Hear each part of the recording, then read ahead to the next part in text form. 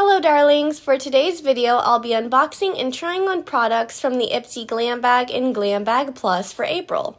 This month's theme is Keep Growing and the bags are made out of recycled fabric in honor of Earth Day. First, let's take a look at what's inside the Glam Bag. We have the Aceology Hydro Glow and Deep Hydration Watermelon Eye Mask, Glow Recipe Watermelon Glow Niacinamide Dewdrops, Shades by Shan Hydrating Primer, Wander Beauty Unlashed Volume and Curl Mascara, and the Lottie London AM to PM Retractable Eyeliner in Velvet. Now let's open the Glam Bag Plus. Inside we have the Dr. Brandt Clean Biotic pH Balanced Yogurt Cleanser, Buttah Tea Tree and Aloe Mask Scrub, F.A.R.A.H 4-piece Complete Face Brush Set, Mischo Beauty Blush Palette, and the Haus Laboratories Riot Lip Gloss in the shade Blaze. Now that we've unboxed everything, let's try out all of the products we received, starting off with the Dr. Brandt pH Balanced Yogurt Cleanser. The consistency is pretty yogurt-like, and it's supposed to be good for all skin types,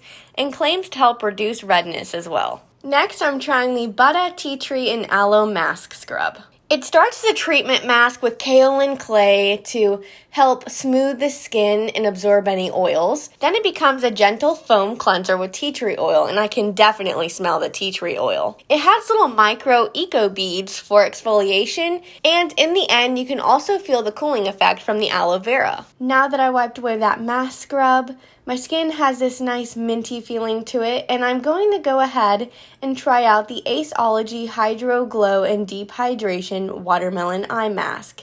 A package of 4 is $29, and we received 2 in the Glam Bag. Unlike most eye patches that come soaked in a serum, these are actually dry.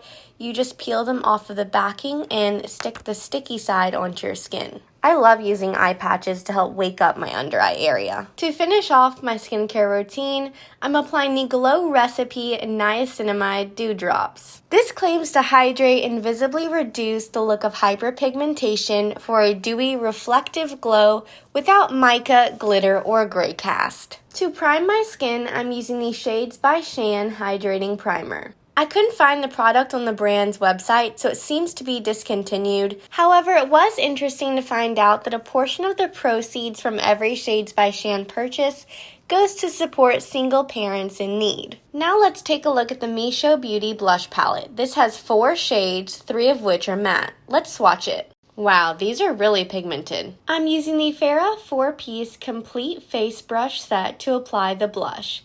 These are adorned with whimsical daisies, which matches the bag design this month perfectly. I'm dipping the 860F brush into the shade called Madam from the Mischo Blush Palette. I'm applying this to the apples of my cheeks and sweeping it up into my temples as well. The brush is super soft. Now I'm tapping the 836E brush into the shade called Magnifique. I'm layering this onto the highest point of the cheek. For mascara, I'm using the Wander Beauty Unlashed Volume and Curl Mascara. This is a water-resistant mascara that claims to not only give volume to the lashes, but also lengthen them. Now that I've got my lashes on, I'm applying the Lottie London AM to PM Retractable Eyeliner in the shade Velvet.